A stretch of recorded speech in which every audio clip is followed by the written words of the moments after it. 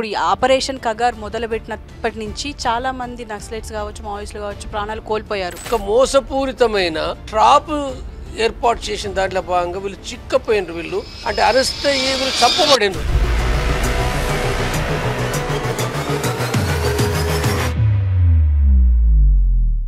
యుద్ధం లేదు, ఆయుధాలు లేవు, వాళ్ళ కాడ బాంబులు లేవు, ఎలాంటి ఏమీ లేవయి పట్టుకొని చంపినరు అనేది ఉందో. యుద్ధం వేరు, కానీ పట్టుకొని చంపడం అనేది ఉందో, అరెస్ట్ చేసి కూడా చంపడం అనేది ఉందో. ఇది ఒక లేఖ, ఆయన మరణానికి ముందు ఒక లేఖ బయటకు వచ్చింది. అంటే ఇది పోలీస్ అధికారులు, ఇంటెలిజెన్సీ వాళ్ళు అల్లిన ఒక నాటకం తప్ప ఏమీ లేదు. అది హిడ్మా లాంటి వ్యక్తి ప్లాన్ వేస్తే అసలు ఫెయిల్ అనేది ఉండదు అని చెప్పేసి ఇప్పుడు మీరు అన్నారు. కట్టుకథలు చెప్తారు. మళ్ళీ బాంబులు ఉన్నాయి, తుపాకులు ఉన్నాయి, విజయవాడలు ఉన్నాయి. 70 మంది దగ్గర తుపాకులు ఉంటాయా? 70 మంది బాంబులు వస్తారు. 70 మంది ఎవరు చంపడానికి వస్తారు? ఇప్పుడు నక్సలైట్స్గా ఉండి ఇప్పుడు వాళ్ళు ప్రజా జీవితంలోకి రావాలి, జనజీవన స్రవంతిలో కలవాలి అని అనుకుంటే వాళ్ళకి ఏంటి అంటే టర్మ్స్ అండ్ కండిషన్స్ ఏముంటాయి సార్? వాళ్ళు ఇప్పుడు నేను ఇట్లా అంటే కూడా తిడతారు. మీ దాంట్లో కూడా జంపని అనడానికి తిట్టని మంచిదే. నేను సత్యం చెప్పదలుచుకున్నాను. నేను అందులో ఒక 30 మందిని మావోయిస్టులు చంపారు. వాళ్ళందరూ అంటే ఫైరింగ్లో తూటాకే చనిపోయిన వాళ్ళు కాదు, గాయపడి దొరికిన వాళ్ళను పట్టుకొని చంపేసినారు. ఏమనాలి? కేంద్ర బలగాల చేతిలో మరణం పొందారు హిడ్మా. అసలు హిడ్మా ఎవరు అన్నది మనతో పాటు వివరించడానికి సీనియర్ అలాగే ఎక్స్ మావోయిస్ట్ జంపన్న గారు ఉన్నారు. ఆయనతో మాట్లాడదాం. ఎందుకు అంటే ఇక్కడ హిడ్మా చనిపోయిన తీరు చాలా అనుమానాస్పదంగా ఉంది అని అంటున్నారు. ముఖ్యంగా అంటే ముందే చంపేసి తీసుకొచ్చారు ఇటు అడవుల్లోకి అని చెప్పేసి అంటున్నారు. లేదు అసలు ముందే టార్చర్ చేసి చంపారు అని చెప్పేసి కొంతమంది వాదన. అసలు ఏం జరిగింది, అసలు ఈ ఎన్కౌంటర్ నిజమైన ఎన్కౌంటర్ అవునా కాదా అనేది మనం మాట్లాడి ప్రయత్నం చేద్దాం. సార్ మీరు చెప్పండి, దాదాపు హిడ్మా అనే వ్యక్తి మోస్ట్ వాంటెడ్ అని చెప్పి పోలీసులకు ఉంది. అసలు ఏం జరిగి ఉంటుందంటారు? అసలు ఆ ఛత్తీస్గఢ్ అడవుల్లో కావచ్చు, ఇటు మన ఆంధ్రప్రదేశ్ అడవుల్లో కావచ్చు, అంటే మారేడుమిల్లి అడవుల్లో కావచ్చు, అసలు ఏం జరిగి ఉంటుందంటారు? ముందుగా ఏం జరిగిందనే కంటే ముందు కూడా హిడ్మా ఎవరు అనేది ఉందో చాలా ప్రాముఖ్యమైన విషయం. ఇది ఒక్క తెలుగు రాష్ట్రాలకు కాకుండా కూడా నేషనల్ వైడ్గా, తర్వాత హిడ్మా ఇంటర్నేషనల్ కూడా గత కొంతకాలం నుంచి కూడా ప్రచారం అవుతున్నాడు. అతను ప్రచారం కావడానికి కారణం ఏంటనుకున్నప్పుడు ఒక ఆదివాసీ నాయకుడుగా, అంటే తను చదువుకున్నది 7వ తరగతి అయినప్పటికీ కూడా ఏంటంటే గత 25 సంవత్సరాల లోపల మావోయిస్టు పార్టీలో చేరి క్రమంగా అతను ఒక మిలిటరీ లీడర్గా, కమాండర్గా ఎదిగి వచ్చింది ఏదైందో అనేకమైన యాక్షన్ సక్సెస్ చేయడం మూలంగా కూడా అతనికి ఆ పేరు వచ్చింది. కాబట్టి ఇప్పుడు ఈ హిడ్మా అంటే ఒక సీసీ మెంబర్గా, ఒక స్టేట్ సెక్రటరీగా, ఒక బెటాలియన్ కమాండర్గా కొనసాగుతున్న హిడ్మా ఇప్పుడు ఈ చనిపోవడం ఏదో చాలా అనుమానాస్పదం అని అంటే నిన్నటి ఎన్కౌంటరు, నిన్న 6 చనిపోయారు, ఇవాళ 7 చనిపోయారు. ఇవాళ కూడా మళ్ళీ ఎన్కౌంటర్ జరిగి మరొక 7 చనిపోయారు. అందులో మరొక 2 రాష్ట్ర కమిటీ మెంబర్లు కూడా ఉన్నారని కూడా చెప్తున్నారు. కాబట్టి మొత్తం ఘటన ఏదైతే ఉందో అంటే హిడ్మా కానీ లేదా హిడ్మాతో పాటుగా ఉన్న వీళ్ళు మొత్తంగా కూడా అంటే ఇప్పుడు 70 మంది కూడా విజయవాడ లోపల కూడా అరెస్ట్ అయినరు, విజయవాడ పరిసరాల లోపల 4 జిల్లాల లోపల అరెస్ట్ అయినరు అనే విషయాన్ని కూడా చెప్తుండ్రు. కాబట్టి ఇదంతా కూడా ఒక మోసపూరితమైన ఒక ట్రాప్ ఏర్పాటు చేసిన దాంట్లో భాగంగా వీళ్ళు చిక్కపోయినరు. వీళ్ళు అంటే ఎవరో అంటే ఇన్ఫార్మర్లు వీళ్ళని నమ్మించి వీళ్ళకు దగ్గరగా ఉండి వీళ్ళకి అన్ని రకాలుగా మోసపుచ్చి వీళ్ళు బయటికి పోవడానికి అంటే ఇంకొకడ సెటిల్ కావడానికి అంటే విజయవాడకు ఆ పరిసరాలకు పోయిన క్రమంలో కూడా వీళ్ళు అరెస్ట్ అయినరు అనేది ఇది అర్థమవుతుంది. అంటే అరెస్ట్ అయ్యి వీళ్ళు చంపబడినరు. హిడ్మా కానీ ఇప్పుడు ఇవ్వాలి కానీ వీళ్ళు ఏమాత్రం కూడా ఏంటంటే ఇక్కడ అంటే అడవి లోపట ఆయుధాలు కలిగి ఉండి యుద్ధం జరిగింది కాదది. యుద్ధం లేదు, ఆయుధాలు లేవు, వాళ్ళ కాడ బాంబులు లేవు, ఎలాంటి ఏమీ లేవయి పట్టుకొని చంపినరు అనేది ఉందో చాలా స్పష్టంగా సరే అధికారులు వాళ్ళు ఏమైనా చెప్పొచ్చు, అధికారులు ఏం చెప్పినా కానీ అంటే ఆ విషయాల ఆధారం కూడా చాలా స్పష్టంగా అర్థమవుతుంది. కాబట్టి ఇది బూటకపు ఎన్కౌంటర్ అనేది ఉందో అంటే చట్టానికి నువ్వు లోబడి పోలీస్ అధికారులు అరెస్ట్ చేసి కేసు పెట్టాల్సి జైలు వేయచ్చు, కానీ చంపడం అనేది ఉందో ఇది చాలా అప్రజాస్వామికమైన పద్ధతి. అది అంటే ఇప్పుడు ఇక్కడ ఎన్కౌంటర్ల పట్ల కూడా చాలా విషయాలు అంటే మనకు అర్థమవుతున్నాయి కూడా. హిడ్మానే కాదు, ఇంకా చాలా ఇప్పుడు ఈ ఆపరేషన్ కగార్ మొదలుపెట్టినప్పటి నుంచి చాలామంది నక్సలైట్స్ కావచ్చు, మావోయిస్టులు కావచ్చు ప్రాణాలు కోల్పోయారు. అది నైతికంగానా అనైతికంగానా చంపబడ్డారు. అసలు ఏం జరుగుతుందంటారు? ఆపరేషన్ కగార్ మీద మీ ఒపీనియన్ ఏంటి?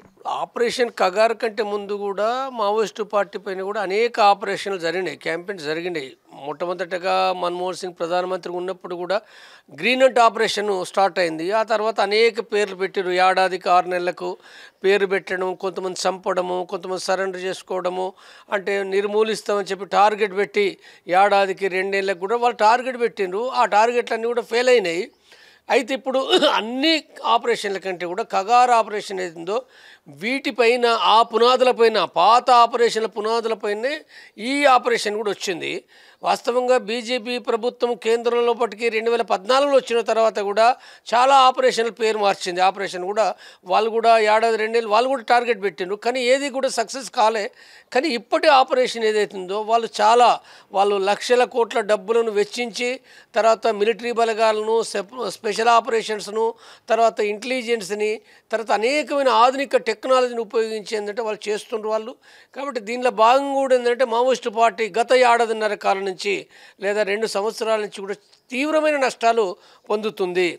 అంటే ఈ నష్టాలు గతం నుంచి కూడా ఉన్నప్పటికీ ఇప్పుడు జరుగుతున్న నష్టాలు ఏవైతున్నాయో గత 50 సంవత్సరాల బట్టి ఎన్నడూ కూడా కనివిని ఎరగని నష్టాలు. అంటే కేంద్ర కమిటీ మెంబర్సు 10 మంది చనిపోవడం మామూలు విషయం కాదది. గతంలో బట్టి ఎవరు కూడా ఎన్కౌంటర్లో బట అంటే ఇంత చనిపోలేదు అది. కాబట్టి పార్టీ సెక్రటరీ నంబాల కేశవరావు నుంచి మొదలు పెడితే అనేక మంది చనిపోయినరు. రాష్ట్ర కమిటీ మెంబర్లు కూడా చనిపోయారు, సభ్యులు చనిపోతుండ్రు. తర్వాత మరొక వంక లొంగిపోతున్నారు కూడా. సీసీ మెంబర్లు కూడా సుమారు 4 సీసీ మెంబర్లు లొంగిపోయిన వాళ్ళు, రాష్ట్ర కమిటీ మెంబర్లు లొంగిపోతున్నారు. కాబట్టి ఈ నష్టాలు ఏవైతున్నాయో అంటే కగార్ ఆపరేషన్ మూలంగానే ఈ నష్టాలు జరిగినాయి. కగార్ ఆపరేషన్ ఫలితమే ఈ సరెండర్లు జరుగుతున్నాయి. కాబట్టి ఈ అంటే ఒక రకంగా కగార్ ఆపరేషన్ అనేది విజయవంతం అవుతుంది. అంటే ఆ విజయాలు వస్తున్నాయి కదా, మన కళ్ళ ముందర కనబడుతున్నాయి. అంటే అది ఆపరేషన్ ఇంకా కంప్లీట్ కానప్పటికీ అనేక విజయాలు అనేటివి వస్తున్నాయి. మావోయిస్టు పార్టీ అది రోజు కూడా అంటే అది దెబ్బతింటున్నది కూడా కనపడుతున్నది. కాబట్టి ఇది ఒక అంతిమ దశలో ఉంది అనేది కూడా ఏంటంటే ఇక్కడ అర్థమవుతున్నది. కాబట్టి ఈ దశ ఏదైనప్పటికీ కూడా ఏంటంటే ఇక్కడ నేను చెప్పే విషయము కేంద్ర ప్రభుత్వం అనుసరిస్తున్న వైఖరి అంటే యుద్ధం వేరు కానీ పట్టుకొని చంపడం అనేది ఉందో ఇప్పుడు మనకి ఎన్కౌంటర్లో 2 ఎన్కౌంటర్లో అరెస్ట్ చేసి కూడా చంపడం అనేది ఉందో ఇది ఒక అప్రజాస్వామ్యమైన రాజ్యాంగ వ్యతిరేకమైందని నేను చెప్పదలుచుకున్న విషయం. ఒక లేఖ ఆయన మరణానికి ముందు ఒక లేఖ బయటకు వచ్చింది. అందులో ముఖ్యంగా నా ఆయుధాలు విడిచిపెట్టాలని నేను ఆలోచిస్తున్నాను, నేను ఆంధ్రప్రదేశ్కు రావాలనుకుంటున్నాను, నేను ఎక్కడ లొంగిపోవాలన్నది కమిటీతో మాట్లాడి చెప్తాను అండ్ మా భద్రతకు త్వరలోనే హిందీలో అలాగే తెలుగులో ఆడియో మెసేజ్ ఇస్తాము, మాకు పోలీసులు మా భద్రతకి హామీ ఇస్తే మేము సిద్ధంగా ఉన్నాము అని చెప్పేసి అన్నారు. అందులో ఈ దీర్ఘకాలిక ప్రజాయుద్ధం మార్గంలో అచంచలంగా ఉన్నాము, కానీ సోను సతీష్ కొంతమంది ఇతర కేడర్లను మోసం చేసి కొంతమందిని లొంగిపోయేలా చేశారు, పార్టీ లైన్ని అంటే మావోయిస్ట్ పార్టీ లైన్ని వక్రీకరించారు అని చెప్పేసి ఇలా దాదాపు ఒక 2 నిమిషాల లెటర్ ఉంది. ఇందులో సోను ఈ సతీష్ ఎవరు సార్? అండ్ ఈయన లొంగిపోవడానికి సిద్ధంగా ఉన్న వ్యక్తిని చంపారు. ఇప్పుడు అసలు ఏం జరిగి ఉంటుందంటారు? ఈ సోను ఈ సతీష్ ఎవరు అయి ఉంటారు? ఇప్పుడు ఈ లేఖ ఇప్పుడు సోను సతీష్ 300 మంది సాయుధ పోరాట విరమణ చేసిన వాళ్ళు అక్టోబరు 16, 17 తారీఖులో కూడా జరిగిన విషయం కూడా అందరికీ తెలుసది. ఛత్తీస్గఢ్, మహారాష్ట్ర ప్రభుత్వాల ముందట చేసిన విషయం తెలుసది. కాబట్టి ఈ విషయంలో మావోయిస్టు పార్టీ కేంద్ర కమిటీ వాళ్ళు ప్రకటన చేశారు. 2 ప్రకటనలు కూడా వాళ్ళు చేశారు గతంలో పట్టినే. సాయుధ పోరాట విరమణ చేయడం ఇది ద్రోహము, తప్పు అనే విషయం చెప్పారు. సాయుధ పోరాటం కొనసాగిస్తామనే విషయాన్ని కూడా వాళ్ళు చెప్పారు. కాబట్టి ఇప్పుడు ఈ ప్రకటన ఏదైతుందో ఈ ప్రకటన గమనిస్తే ఇప్పుడు ఒక వంక సరే సాయుధ పోరాటాన్ని కొనసాగిస్తామని అదే ప్రకటనకు మద్దతుగా అయితేనో అది వేరు. కానీ ఇప్పుడు ఇక్కడ ఇడుమ ప్రకటన కనుక అయితే తనే లొంగిపోతుందని అన్నాడు కదా. కాబట్టి దానికి ఆ అర్థంలో కూడా అది సాధ్యం కాదు అది. తర్వాత రెండోది ఇప్పుడు ఇది గమనించినప్పుడు ఏంటంటే ఈ లెటరు ఫేక్ లెటర్గా నాకు అనిపిస్తుంది ఇది. అంటే ఇప్పుడు మీరు చదివిన దాన్ని బట్టి కూడా నాకు అర్థమవుతుంది ఏంటంటే సాయుధ పోరాటం చేస్తామనుకున్నాడు, సాయుధ పోరాటం చేయాలి, సాయుధ పోరాటం చేయకుండా చనిపోయింది కదా. అంటే ఇప్పుడు చనిపోయిన దాన్ని కూడా అంటే ఒక వంక లొంగుబాటు అనేది ఉన్నది. మరొక వంక అక్కడ ఉన్నది కాబట్టి అంటే ఇది పోలీస్ అధికారులు ఇంటెలిజెన్సీ వాళ్ళు అల్లిన ఒక నాటకం తప్ప ఏమీ లేదు అది. అంటే వాళ్ళు ఈ బూటకు ఎన్కౌంటర్ని కప్పిపుచ్చుకోవడానికి అనేక రకాలుగా ఈ ప్రకటనలు జారీ చేస్తూ, ఎందుకంటే ఇప్పుడు పేరు ఇడుమ పేరు పెట్టిండ్రు అంటే మనకి ఎవరు ఇచ్చిందంటే ఎవరు చెప్పాలి, ఏమైనా ఫేక్ లెటర్స్ ఎన్నో వస్తాయి కదా. కాబట్టి ఇదంతా కూడా ఫేక్ లెటర్ తప్ప మరొకటి ఏమీ లేదు అది. అంటే సార్ ఇప్పుడు హిడ్మా గురించి మీరు చెప్పాలంటే అంటే మీరు కూడా మావోయిస్ట్లో ఉన్నారు కాబట్టి ఆయనతో మీ పరిచయం ఏమైనా ఉందా? అలాగే మీరు వచ్చేసారు కాబట్టి వచ్చిన తర్వాత ఆయనతో ఏమైనా టచ్లో ఉన్నారా? ఉన్నప్పుడు ఏమైనా కలిసారా ఆయన? నేను మీ లాస్ట్ ప్రశ్నకి ఏంటంటే నేను వెళ్ళొచ్చిన తర్వాత కలవడం అనేది ఉందో 8 ఏళ్ళ కింద నేను ఎట్టి పరిస్థితుల్లో ఇడుమే కాదు కదా మావోయిస్ట్ పార్టీ వాళ్ళతో ఎవరితో కూడా నేను మాట్లాడను కూడా. ఎందుకంటే వాళ్ళది నిషేధిత సంస్థతోటి నేను మాట్లాడడం అనేది అసంభవమైన విషయం. అది నేను చట్టబద్ధంగానే నేను ఉండాల్సి ఉంటుంది తప్ప వాళ్ళతో నేను మాట్లాడడం అనేది అది జరగని విషయం. అది రెండవ విషయం ఏంటంటే ఆయనతో నాకు సంబంధం అనేది ఉందో అంతకుముందు నాకు ఉంది. అంతకుముందు ఇడుమ నాకు తెలుసు 2005-6 ప్రాంతంలో బట్టి నాకు తెలుస్తుంది. తర్వాత బెటాలియన్ ఏర్పాటు ఎప్పుడైతే అయిందో, బెటాలియన్ ఎప్పుడు ఏర్పాటు అయిందంటే 2009 డిసెంబర్లో మొట్టమొదటిగా మావోయిస్ట్ పార్టీ చరిత్రలో బెటాలియన్ ఏర్పాటైంది. ఆ బెటాలియన్ ఏర్పాటు అయినప్పుడు మొదటి కమాండర్ ఆయనే, ఇప్పటికీ ఆయనే కమాండర్ ఉన్నాడు. కాబట్టి ఆయన ఆ ఏర్పాటు సందర్భంగా కూడా చాలామందితోటి ఒక ప్రోగ్రాం చేయడం జరిగింది. ఆ బెటాలియన్ అనేక మంది అక్కడ వచ్చినప్పుడు అంటే సాయంత్రం సమయంలో దాదాపు 2-3 గంటల ప్రోగ్రాము అంటే దాన్ని ఎట్లా ఏర్పాటు చేస్తున్నావు, ఎందుకు ఏర్పాటు చేస్తున్నావు అనేది ఉందో అది ఆ సందర్భంగా నేను ఉపన్యాసం కూడా నేను ఇచ్చిన హిందీ లోపల ఉపన్యాసం కూడా ఆ బెటాలియన్ ఏర్పాటు సందర్భంగా కూడా దాన్ని నేను అంటే ఒక ప్రోత్సహించే విధంగా పొలిటికల్గా ఒక మోటివేషన్ల భాగం కూడా నేను ఆ ఉపన్యాసం ఇవ్వడం జరిగింది. ఆ సందర్భంగా నేను అంటే మేము 2 రోజులు కలిసి ఉన్నాము, మాట్లాడుకున్నాము. ఆ తర్వాత కూడా వివిధ సందర్భాల్లో ఇడుమ నాకు కలిసిండు, వివిధ సందర్భాల్లో కూడా కలిసిండు, మాట్లాడుకున్నాం. అంటే నేను గమనించినంత వరకు బెటాలియన్ సంబంధించింది బెటాలియన్ వాళ్ళు కూడా చాలామంది నాకు తెలిసిన వాళ్ళే, అప్పుడున్న వాళ్ళు కలిసిన వాళ్ళే. కాబట్టి వాళ్ళతోటి ఇడుమ అంటే ఉన్న కాలంలో నేను గమనించినంత వరకు ఏంటంటే ఇడుమ వాళ్ళందరికీ కూడా వాళ్ళ అభిమానాన్ని చూరగొన్న నాయకుడు. అంటే వాళ్ళ కష్టాల్లో నష్టాల్లో అంటే నాయకుడు అని చెప్పి తనకు ప్రత్యేకమైన ఏది లేకుండా వాళ్ళతో పాటుగా బరువులు మోసేవాడు, అంటే కావడు కూడా పట్టుకొని మోసేవాడు, తర్వాత కష్టపడేవాడు, తర్వాత అంటే తను నేర్చుకుంటూ కూడా అంటే ప్రత్యేకించి ఏంటంటే హిందీ పైన శ్రద్ధ పెట్టిండు. వాస్తవంగా వాళ్ళు ఆదివాసీ కాబట్టి హిందీ భాష ఉండదు కదా, కోయ భాష కదా. కానీ అంటే ఆయన 7వ తరగతి వరకు చదువుకున్నాడు. అందులో ఆయన 7వ తరగతి ప్రాథమికంగా హిందీ అక్షర జ్ఞానం ఉన్నప్పటికీ పుస్తకాలు తెప్పించుకొని హిందీ సాహిత్యం అంటే కమ్యూనిస్టు సాహిత్యం తెప్పించుకొని హిందీలో చదివేవాడు. తెలుగు పుస్తకాలు కొంత చదివినప్పుడు హిందీ పుస్తకాలు చదివి అట్లా తన యొక్క రాజకీయ అవగాహన పెంచుకున్నాడు, మిలిటరీ అవగాహన పెంచుకున్నాడు. మిలిటరీ లోపల కూడా తన ఒక నైపుణ్యం సంపాదించాడు. మిలిటరీ కూడా ఏంటంటే ఆయనే అంటే మొదటి నుంచి ఒక దళమే కాకుండా ప్లాటూన్లో కంపెనీలో చేరి తర్వాత బెటాలియన్ కమాండర్ అయ్యిండు. అంటే బెటాలియన్ ఏర్పడడానికంటే ముందు కూడా కొన్ని యాక్షన్లకు నాయకత్వం వహించి విజయవంతం చేసిండు. కాబట్టి ఈ రకంగా ఏంటంటే మిలిటరీ రంగంలో కూడా చాలా డెవలప్ అయ్యి వచ్చిండు. యాక్చువల్గానే జీవితం మొట్టమొదటి నుంచి చెప్పాలంటే చిన్న వయసు నుంచి సుమారు 4 సంవత్సరాలు 5 సంవత్సరాల నుంచి కూడా పార్టీని చూస్తున్నాడు, దళాన్ని చూస్తున్నాడు. ఆయన కారణం ఏందనుకున్నప్పుడు 1980 లోపల మావోయిస్టు పార్టీ దండకారణ్యానికి, తూర్పుగోదావరి జిల్లాకు, ఆదిలాబాద్కు, ములుగడువులకు 5 దళాలు వేసింది, బస్తర్లకు 1 దళం వేసింది. ఆ బస్తర్ మొదటి దళం ఏదైతే ఉందో ఆ మొదటి దళము వీళ్ళ ఊరు కూడా పువ్వార అనే గ్రామాన్ని కూడా కాంటాక్ట్ చేసింది. అక్కడ మొదటి నుంచి కూడా ఏంటంటే పువ్వార గ్రామం మొదటి నుంచి మావోయిస్టు పార్టీకి ఒక బలమైన గ్రామంగా అంటే అక్కడ మొత్తంగా కూడా ప్రజలందరూ కూడా ఒక సంఘం పెట్టుకున్న మహిళలు కానీ లేదా పురుషులు కానీ లేదా ఇతర బాలురు కానీ సంఘాల్లో ఉండి పనిచేసారు. అందుకోసం ఆ ఊరు నుంచి కూడా దాదాపు 50-100 మంది దాకా పార్టీ లోపలికి రిక్రూట్ అయినరు. వాళ్ళు పెద్ద సంఖ్యలో రిక్రూట్ అయినరు. కాబట్టి అంటే ఆ దృష్టిలో పెట్టుకుంటే చిన్నప్పటి నుంచి కూడా మావోయిస్టు రాజకీయాలను ఆయన వంటబట్టించుకొని ఎదిగి వచ్చిన ఒక గొప్ప నాయకుడు. కాబట్టి ఆయనే అంటే ఇడుమ అంటే కూడా ఏంటంటే చాలామంది అభిమానిస్తారు. అక్కడ కేడర్ బెటాలియన్ మాత్రమే కాదు, పార్టీలో పడిన కేడర్ కూడా ఏంటంటే ఇడుమ అభిమానిస్తారు. ఇడుమ ఉన్నాడంటే యాక్షన్లో సక్సెస్ అయితే అని చెప్పి కూడా ఒక బలమైన నమ్మకం కూడా అక్కడ పార్టీ శ్రేణిలో ఉంది.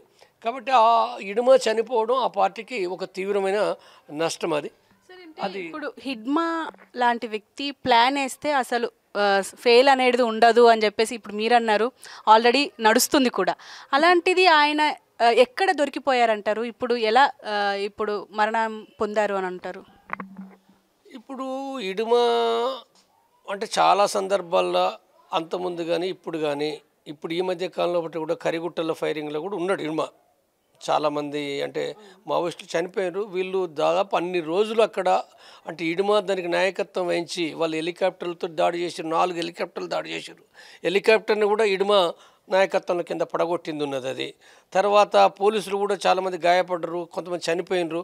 వాళ్ళు చెప్పలేదు, బహిరంగంగా చెప్పలేదు చనిపోయిన విషయాలు కానీ. కాబట్టి దాదాపు 20-25 రోజులు పైగా కూడా అంటే అదే ప్రాంతంలో కరిగుట్టల ప్రాంతాలు ఉండి వాళ్ళు ఎన్ని బలగాలు వేలాది బలగాలు చుట్టుముట్టినప్పుడు కూడా వాటిని ఎదుర్కొంటూ ఉండడం అవుతుందో భారత చరిత్ర లోపల మావోయిస్టు పార్టీ చరిత్రలో కూడా ఇంత పెద్ద యుద్ధం అనేది అవుతుందో కరిగుట్టల యుద్ధం ఎప్పుడు జరగలే. దానికి కారణం ఏంటంటే ఇడుమ అక్కడ నాయకత్వం వహించి ఇడుమతో పాటుగా మరికొంతమంది ఉన్నారు. కాబట్టి అందులో ఇడుమ ఏదైతుందో ఒక సక్సెస్ఫుల్గా కూడా సరే కొంతమంది చనిపోయారు, వీళ్ళు ఆఖరికి మిగిలిన వాళ్ళు రిట్రీట్ కావడం అనేది జరిగింది. కాబట్టి ఇప్పుడు ఇడుమ అనేది అవుతుందో అంటే యుద్ధ రంగంలో కూడా చాలా ఆరితేరిన వాడు అనేది చాలా స్పష్టంగా అర్థమవుతున్న విషయం. చాలా ఎన్కౌంటర్లు ఉన్నాడు, కానీ ఇప్పుడు జరిగిన మరణం ఏదైతుందో అది ఎన్కౌంటర్లో జరగలేదు.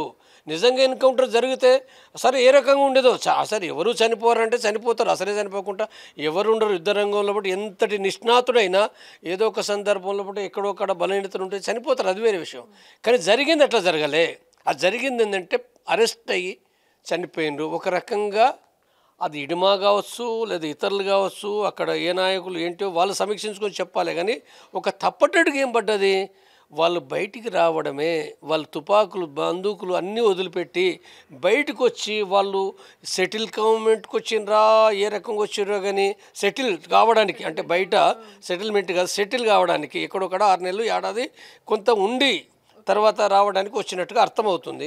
కాబట్టి ఒక తప్పటడుగు పడ్డది. అది తప్పటడుగు ఫలితంగా పోలీసులకు ఇప్పుడు పోలీసులకు తెలివని అనలేం కదా. అంటే వాళ్ళు ఒక ఇన్ఫార్మర్ నెట్వర్క్ డెవలప్ చేయడంలో వాళ్ళ తెలివే. కానీ పట్టుకున్న చంపడం అది నీ యుద్ధ నీతి కాదు. నువ్వు యుద్ధంలో పట నువ్వు ఇడుమతోటి పోరాడి నువ్వు గెలిచిన కాదు. అది ఇడుమ ఉంటే 6గురితో ఎట్లుంటారు, 6గురితో ఉండరు కదా. 12 బోర్ ఉంటుందా అక్కడ, పిస్టల్ రివాల్వర్ ఉంటుందా, ఏముంటుంది అక్కడ, కొత్త బట్టలు ఉంటాయా?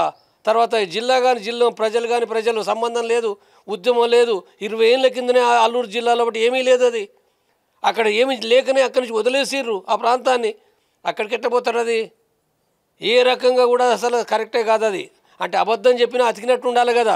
అబద్ధాలు ఆడుతుండ్రు, అబద్ధాలు ఆడి ఇది ఎన్కౌంటర్ అంటుండ్రు, కట్టుకథలు చెప్తుండ్రు. మళ్ళీ బాంబులు ఉన్నాయి, తుపాకులు ఉన్నాయి, విజయవాళ్ళు ఉన్నాయి. 70 మంది దగ్గర తుపాకులు ఉంటాయా? 70 మంది బాంబులు వస్తారు. 70 మంది ఎవరు చంపడానికి వస్తారు? యాక్షన్ టీం వస్తే 4 వస్తారు, 3 వస్తారు, 5 వస్తారు, స్పెషల్ టీం వస్తుంది.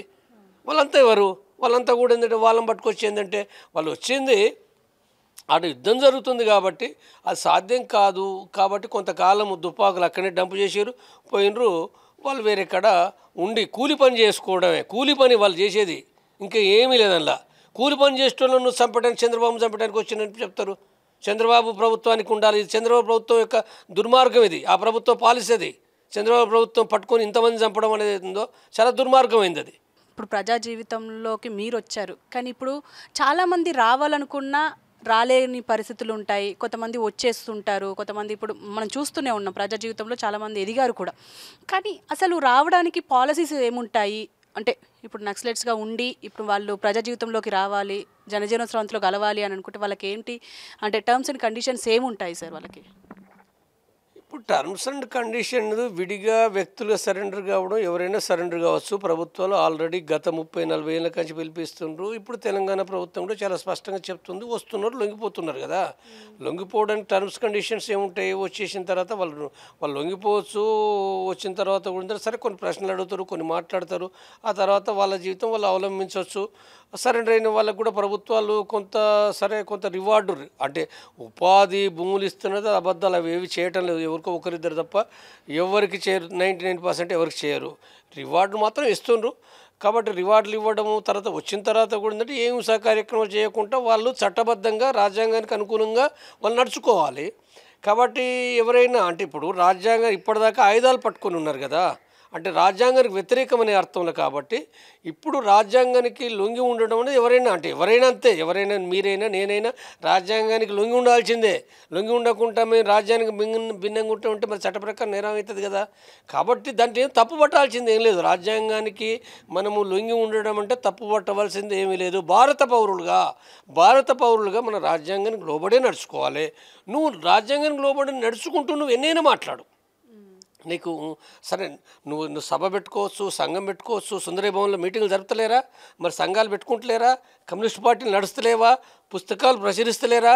కమ్యూనిస్టు సాహిత్యాలు కూడా మరి వందల వేల లక్షల పుస్తకాలు ప్రచురిస్తుండ్రు. సరే కొన్ని సందర్భాల్లో ప్రభుత్వాలు దాడులు చేసినా అది వేరే విషయం, విమర్శించాలి. కానీ జరుగుతున్నాయి కదా. కాబట్టి ఏదైతుందో రాజ్యాంగ హక్కుల ప్రకారంగా మనం ఇవాళ పోరాడాలి. రాజ్యాంగ హక్కుల ప్రకారం పోరాడే క్రమంలో ప్రజలు చైతన్యవంతం అయినప్పుడు పోనీ ఆనాడు ఆయుధాలు పట్టుకుంటారా? ప్రజలు అనుకుంటే పట్టుకొని, ప్రజలు అనుకున్న రోజు ప్రజలు కనుక సిద్ధపడ్డప్పుడు ప్రజలు సిద్ధపడకుండా నువ్వేం చేస్తావు, నేనేం చేస్తాము? ఏమీ చేయలేం. అనవసరంగా చనిపోవడం కంటే కూడా ముందు నువ్వు ప్రజలకు ఇది అర్థం చేయించు, ప్రజల హక్కులుగా అర్థం చేయించు. అసలు మహిళల హక్కులు మహిళలకే అర్థం కాదు. అర్థమవుతుందా? అంటే ఆకాశాల సగభాగం అని ఉపన్యాసాన్ని ఇస్తారు. వాళ్ళ ఆస్తి ఎక్కిచ్చిరా? గవర్నమెంట్ ఇప్పిస్తుందా? లేకపోతే మహిళలు అణచివేత అవుతుంది, వివక్షత అవుతుంది, ఏం చేస్తుండ్రు? అత్యాచారాలు అవుతుంది, ఏం పట్టించుకుంటున్నారు? లేదా దళితులు ఉన్నది, దళితుల రిజర్వేషన్ ఏంటిది? బీసీ రిజర్వేషన్ ఏంటిది? లేదా ఆదివాసులకు సంబంధించిన ఏదైతే పెసా చట్టం ప్రకారం ఉందో, లేకపోతే ఏవైతే 5th 6th షెడ్యూల్ ఏదైతే దాని ప్రకారం అమలవుతుందా? ఇవన్నీ మాట్లాడాలి కదా. ఎవరు మాట్లాడాలి? ఇవన్నీ మాట్లాడేది అంటే ఇక్కడ కమ్యూనిస్టులు మరి ప్రజల కోసం పనిచేసే వాళ్ళు మాట్లాడాలి కదా. మరి అడవిలో ఉంటే మనం ఏం మాట్లాడతాం? ఒకనాడు మాట్లాడినాం తుపాకులతోటి కూడా. ఇవాళ ఏం మాట్లాడే పరిస్థితి లేదు. కాబట్టి మీరు ఇక్కడికి వచ్చి చేయండి, రాజ్యాంగ ప్రకారం చేయండి, రాజ్యాంగ ప్రకారం ప్రజలను కూడగట్టండి, అందరం చేద్దాం. అది కదా చేసేది. కాబట్టి నేను వాళ్ళకి చెప్పేది కూడా ఏంటంటే, ఇప్పుడున్న పరిస్థితిలో కొంతమంది తెలంగాణ సాయుధ పోరాటం అంటుండ్రు. ఈ మాటలు ఏవైతుందో సాయుధ పోరాటం అనేటోళ్ళు వీళ్ళు చేసేది లేదు, పోడలేదు. అది అనుడు అందరూ కొంతమంది అంటారు. కానీ ఇప్పుడు అది సాధ్యం కాదు. ఇప్పుడు నేను ఇట్లా అంటే కూడా తిడతారు. మీ దాంట్లో కూడా జంపని అనడానికి తిట్టని మంచిదే. నేను సత్యం చెప్పదలుచుకున్నాను. నేను సత్యం ఇయ్యాలి కాబట్టి రేపు కాబట్టి ఎల్లుండైనా నేను చెప్పేది అర్థం చేసుకుంటారు. కాబట్టి నేను చెప్తున్న విషయం ఏంటంటే, మీరు మావోయిస్టు పార్టీ మీ త్యాగాలు ఇప్పుడు మీరు వీరులుగా కొలవబడతారు. కానీ వృధా అయితే మీ త్యాగాలు వృధా అయితే మీరు వచ్చి ఈ ప్రజానీకంలో పట్ల మీకు చాలా జ్ఞానం ఉంది, అవగాహన ఉంది. మీరు ఇక్కడ చెప్పండి, మీ జ్ఞానాన్ని ఇక్కడ ప్రజలకు బోధించండి, నేర్పండి, సంఘం పెట్టండి, పార్టీలు పెట్టండి, చేయండి. ఏమీ కాదు. మీరు సరెండర్ అంటే ఏమీ తప్పుపట్టాల్సిన పని లేదు. ఎవడో అంటాడు ఏమీ కాదు. సరెండర్ అయితే మునిపోయి ద్రోహం కాదు. ఎవరికి ద్రోహం చేస్తున్నావు? సరెండర్ అయితే అని చూస్తున్నావు. ఇక్కడ ప్రజల కోసమే పని చేస్తున్నాం కదా. చేస్తున్నప్పుడు ఎట్లా ద్రోహం అవుతుంది? అది నువ్వు ఎప్పుడు ద్రోహం అవుతావు అంటే పెద్ద అవినీతి పరులకు, పెద్ద దొంగలకు, బద్మాషులకు నువ్వు తొత్తుగా ఉంటే అప్పుడు నువ్వు ద్రోహం చేసినట్టు. అంటే ఈ ఎన్కౌంటర్లు జరిగిన ప్రతిసారి ఇటు కమ్యూనిస్టులు కావచ్చు, ఎక్స్ మావోయిస్టులు కావచ్చు, అందరూ అనేది ఒకటే, ఫేక్ ఎన్కౌంటర్స్ అని చెప్పేసి అంటున్నారు. ఏ విధంగా అంటున్నారు అని చెప్పేసి కూడా ఇటు ప్రభుత్వం నుంచి మనకు తెలుస్తూనే ఉంది. అసలు ఎలా అంటారు మీరు? దీని గురించి మీరేం చెప్తారు? కరిగుట్టలు యాక్చువల్గా జరిగింది ఏంటంటే అది ఎన్కౌంటరే. నేనైతే దాన్ని యుద్ధం అంటది. యుద్ధం ఎన్కౌంటర్ కంటే ఎక్కువ. ఎన్కౌంటర్కు యుద్ధానికి డిఫరెన్స్ ఉంది. ఎన్కౌంటర్ అయితేనో అనుకోకుండా ఎదురుకాల్పులు జరిపితే ఎన్కౌంటర్ అర్థమే అది కదా, తెలుగు అర్థము. యుద్ధం అంటేనో ఒక ప్లాన్ ప్రకారంగా బాంబులు పట్టుకొని, రాకెట్ లాంచర్లు, మోటార్లు, అంటే ఇవన్నీ యుద్ధాన్ని అంటే ఓన్లీ AK-47 కాదు, రాకెట్ లాంచర్లు, మోటార్స్ అంటే వేరే, తర్వాత గ్రెనేడ్స్, తర్వాత పైనుంచి కూడా బాంబులు, హెలికాప్టర్ నుంచి, డ్రోన్స్ నుంచి బాంబులు, ఇవన్నీ చేయడం అయితే ఇది యుద్ధం కింద లెక్క వస్తుంది. తర్వాత ఇప్పుడు వాళ్ళు చెప్తున్నారు కదా, మొన్న ఇప్పుడు చందు అని బయటకు వచ్చినాయని చెప్తుండు. కంటిన్యూగా రోజుల తరబడి వాళ్ళు గుహలలో ఉంటే కూడా కంటిన్యూగా వర్షం పడ్డట్టుగా బాంబులు పడుతున్నాయి వాళ్ళ ముందట. అంటే ఇది యుద్ధం కదా. అంటే పొరుగు దేశాలపైన యుద్ధం చేస్తారు. కాబట్టి యుద్ధం అనేది ఏందో అసలు రాజ్యాంగం అనుమతించదు తన దేశం సంబంధించిన పౌరులపైన. కాబట్టి ఇది తప్పిది, రాజ్యాంగానికి భిన్నమైనది, వ్యతిరేకమైనది. ఇది యుద్ధం చేసారు. పోనీ ఆ యుద్ధంలో పట్ల కూడా ఇంకా మనం గమనిస్తే అందులో ఒక 30 మందిని మావోయిస్టులను చంపారు. వాళ్ళందరూ అంటే ఫైరింగ్లో తూటాకే చనిపోయిన వాళ్ళు కాదు, గాయపడి దొరికిన వాళ్ళను వాళ్ళు పట్టుకొని వాళ్ళు అప్పటిదాకా తుపాకులు ఉన్నోళ్ళే వాళ్ళు, కానీ వాళ్ళని పట్టుకొని చంపేసినాను. ఏమనాలి అది? నువ్వు యుద్ధం లోపల ఉంటే పట్టుబడ్డోళ్ళను నువ్వు అంటే మరి జైల్లో పెట్టవచ్చు కదా. మావోయిస్టు పార్టీ ఎంతోమంది కూడా చేసింది కదా. మావోయిస్టు పార్టీ పోలీసులపైన అంబుస్టులు రైళ్లు చేసినప్పుడు దొరికిన వాళ్ళని చంపలే, ట్రీట్మెంట్ ఇచ్చింది, బిస్కెట్లు పెట్టింది, నీళ్లు దాపింది, మళ్ళీ మాట్లాడి పంపించింది. ఇది యుద్ధ నీతి, కనీస యుద్ధ నీతి. అది ఏమనుకోవాలి. తర్వాత ఇప్పుడు ఎన్కౌంటర్ ఉన్నది. మరి ఇప్పుడు ఇడుమ దొరికింది కదా మీకు. మీరు పన్నిన ఉత్సే, అది మీరు పన్నిన ఉత్సే. పోలీసులు ప్రభుత్వం పన్నిన ఉత్సు ప్రకారంగా వాళ్ళు దొరికిన వాళ్ళను మరి నువ్వు ఎందుకు చంపినావు? ఇంట్రాగేట్ చేసి తర్వాత జైల్లో అయిపోయినావు, కేసు పెట్టవచ్చు కదా. ఇది ఇప్పుడు ఈ డిఫరెన్స్ ఉన్నది. ఇది అందరికీ అర్థమవుతుంది. నేను చెప్పడమేం కాదు, కొత్తగా నేను చెప్పేది కాదు. ఇప్పుడు నాతోటి మీరు అనిపిస్తుంది అంతే తప్ప అందరికీ తెలుసు చాలామందికి. అంటే ఇప్పుడు మీ విషయానికి వస్తే జంపన్న ఏ ఆలోచనతోని మావోయిస్టులోకి వెళ్ళారు, మళ్ళీ ఏ ఆలోచనతోని జనజీవన స్రవంతిలో కలిసిన తర్వాత అంటే జనజీవన స్రవంతిలోకి వచ్చిన తర్వాత లైఫ్ ఎట్లుంది? ఇప్పుడు జనజీవన స్రవంతి అని అంటే మొట్టమొదటిగా నేను చెప్పేది ఏంటంటే, నేను అప్పుడు జనంలో ఉన్నా. జనం లేకపోతే ప్రజా సంఘాలు ఎట్లా వస్తాయి, జనం లేకపోతే ఉద్యమాలు ఎట్లా వస్తాయి, జనం లేకపోతే రిక్రూట్ ఎట్లా వస్తుంది, జనం లేకపోతే నలుగురు నుంచి అంటే ఇన్ని రాష్ట్రాలకు ఇన్ని వేల మంది ఎట్లా విస్తరిస్తుంది, ఏ జనం లేకపోతే ఆదివాసులు ఎట్లా ప్రజల మద్దతు ఉంటుంది, తెలంగాణ అన్ని రాష్ట్రాలు ఎందుకు మద్దతు వస్తుంది. కాబట్టి అసలు అది జనము ఇది జనం లేదంటే తప్పది. కాబట్టి ఇప్పుడు వచ్చింది కూడా నేను జనములకు వచ్చుడు కాదు. నేను ఏమొచ్చిందంటే సాయుధ పోరాటం అనేది ఈనాటి పరిస్థితుల్లో బట్టి సాధ్యం కాదు, ఈనాటి పరిస్థితుల్లో. కాబట్టి దాన్ని మార్చి చెయ్యాలి.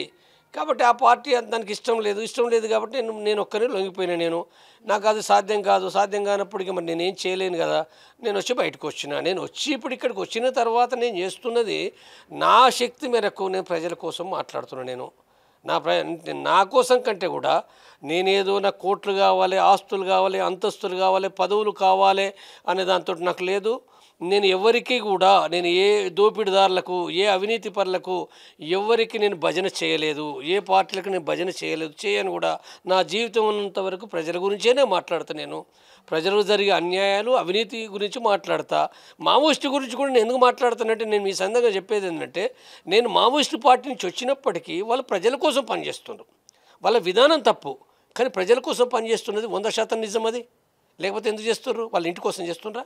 కాబట్టి చనిపోకూడదు, వాళ్ళ విధానాన్ని మార్చుకోవాలి.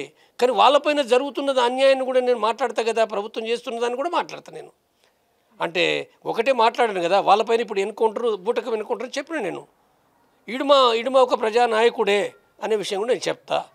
కాబట్టి ఇక్కడ నాకు వచ్చినప్పుడు నేను ఈ ప్రజల మధ్యనే నేను. సార్ ఇప్పుడు ఫైనల్గా ఈ ఆపరేషన్ కగారు కావచ్చు, అంటే నక్సలైట్ ఫ్రీ దేశాన్ని చేస్తా అని చెప్పేసి అమిత్ షా మాట ఇచ్చారు దేశానికి. మరి ఇప్పుడు అది సాధ్యమయ్యే అవకాశం ఉందంటారా? అంటే ఇంతకు ముందు జరగచ్చు, ఇప్పుడు జరగచ్చు. ఇప్పుడు మీకు నేను సూటిగా చెప్పే విషయం ఏంటంటే, నక్సలైట్ రైత, మావోయిస్టు రైత చేస్తాము 26 మార్చి నాటికని చెప్పి ఏదైతే ఉందో, నాకు ఈ డేట్ల పైన నేను ఏనాడు మొదటి నుంచి చెప్తున్నా. ఈ అంటే తిథి నక్షత్రం ప్రకారంగా పెళ్లి చేసినట్టుగా చేసేటి కావి. ఎందుకంటే ఎదుటి వాళ్ళు కూడా మనుషులే. పెళ్ళి కూడా జరగాలంటే ఎదుటి వాళ్ళు ఒప్పుకుంటేనే పెళ్ళి జరుగుతుంది. నువ్వు పెట్టుకుంటావు, పెళ్ళి డేట్ పెట్టుకుంటావు. ఆ పెళ్ళి చేసుకునే ఆ అబ్బాయి నేను కాదని చెప్పి ఎగ్గొడితే ఏం చేస్తారు వీళ్ళు? పెళ్ళి జరగదు కదా. అంటే పెళ్ళి ఇట్లా అనుకున్నప్పుడు మరి ఇప్పుడు ఇది యుద్ధం జరుగుతున్నప్పుడు మరి మావోయిస్టులు కూడా సరే వాళ్ళు తెలియదొక్క కొన్ని తప్పులు చేసినవి ఉన్నాయి. కానీ వాళ్ళకు కూడా తెలియదు. 50 ఏళ్ళ కానీ యుద్ధం చేస్తారు వాళ్ళు. ఒక్కరోజు కాదు 2 రోజుల కానీ 50 ఏళ్ళు చేస్తారు. నాయకులు ఉన్నారు, వాళ్ళు ఆలోచిస్తారు కదా. వాళ్ళు ఏం చేయాలి ఎట్లా అనేది ఏందో వాళ్ళు ఆలోచిస్తారు. కాబట్టి నీ ఇష్టం ఉన్నట్టుగా ముగిస్తున్నట్టే కాదు. అది నువ్వు ముగించడానికి నువ్వు ప్రయత్నం చేస్తావు, వాళ్ళు దాన్ని పొడిగించడానికి వాళ్ళు ప్రయత్నం చేస్తారు. వాళ్ళు ఇప్పుడేం వాళ్ళకు కూడా తెలుసు దాన్ని యుద్ధాన్ని వాళ్ళు పొడిగిస్తారు. వేరు పద్ధతులు ఎంచుకుంటారు వాళ్ళు. వాస్తవంగా ఇప్పుడు వాళ్ళు వేరే కాడ పోయి సెటిల్ కావాలని నిర్ణయించుకున్నప్పుడు కూడా యుద్ధాన్ని పొడిగించి ఎత్తుగడే. కానీ అదొక తప్పుడు ఎత్తుగడ నా దృష్టిలో. నేను చెప్పేది అంటే అది అనవసరంగా నష్టపోయి ఎత్తుగడ. అది వాళ్ళు అనుకున్నది అదే. వేరే 6 నెలలు ఏడాదో వేరే కాడ ఉంటే మళ్ళీ చేద్దామనే దాంతో కొంతమందిని పంపినరు. కాబట్టి వాళ్ళు తప్పులు చేయొచ్చు, మళ్ళీ తప్పులు సరిదిద్దుకుంటారు, మళ్ళీ ముందుకు పోతారు. వాళ్ళకు కూడా ప్రజలంటే ఇప్పుడు అభిమానించే వాళ్ళున్నారు, చనిపోతే బాధపడే వాళ్ళున్నారు. వాళ్ళు ఏ రకంగా పార్టీలో పడ్డ భర్తీ అవుతారు ఏంటిది అనేది అది వేరే విషయం. అది కాబట్టి అంటే కేంద్ర ప్రభుత్వం అనుకున్నట్టుగా అది అంటే అనుకున్న డేటే ముగించబడుతుందా లేకపోతే ఎప్పుడు కేంద్ర ప్రభుత్వం అయితే అసలు ఇంకా 4 నెలలు కాదు కదా, ఇప్పుడు నెల లోపల ముగిస్తామని చెప్తున్నారు. చూద్దాం ఏం జరుగుతుందో చూద్దాం. అది ఇప్పుడు ఎక్స్ మావోయిస్ట్ జంపన్న మాట్లాడుతున్న విషయాల్లో ముఖ్యంగా ఈ ఏదైతే దేశాన్ని నక్సలైట్ రహితంగా చేస్తామో అన్నది మాత్రం అది సాధ్యమయ్యే అవకాశం అయితే చాలా తక్కువగా కనిపిస్తుంది. అలాగే ఇటు ఎన్కౌంటర్ విషయానికి వచ్చిన ఇప్పుడు ఇంతకు ముందు జరిగిన ఎన్కౌంటర్స్ కావచ్చు, ఇప్పుడు రీసెంట్గా జరిగిన మారేడుమిల్లిలో జరిగిన ఈ హిడ్మా ఎన్కౌంటర్ కావచ్చు, ఇవి మాత్రం ఖచ్చితంగా ఫేకే. అంటే దొరికిన వాళ్ళని చిత్రహింసలు పెట్టి చంపారు అన్నదానికి మాత్రం ఇప్పుడు జంపన్నతో పాటు ఎంతోమంది మాట్లాడుతున్న విషయాలు. మరి దీనికి సంబంధించి ఇటు ప్రభుత్వాలు ఎలా స్పందిస్తాయి, అలాగే ఈ ఎన్కౌంటర్స్ని ఆపి వాళ్ళని జనజీవన స్రవంతిలోకి పిలిచే అవకాశాలు ఏమన్నా ఉంటాయా? ఎందుకంటే ఈ లెటర్ మనం ఇందాక చదివిన లెటర్ కూడా అది నిజం అవ్వచ్చు. ఒకవేళ అయితే అది ఖచ్చితంగా ప్రభుత్వానికి కావచ్చు, ఇటు కేంద్ర ప్రభుత్వానికి కావచ్చు పెద్ద దెబ్బ. మరి ఒకవేళ కాకపోయినా అది పోలీస్ డిపార్ట్మెంట్కి మచ్చ. మరి ఏం జరుగుతుంది అనేది ఒకసారి సమీక్షించుకోవాల్సిన పరిస్థితి అయితే ఇప్పుడు ఉంది. కెమెరామెన్ భానుతో హారిక, హైదరాబాద్.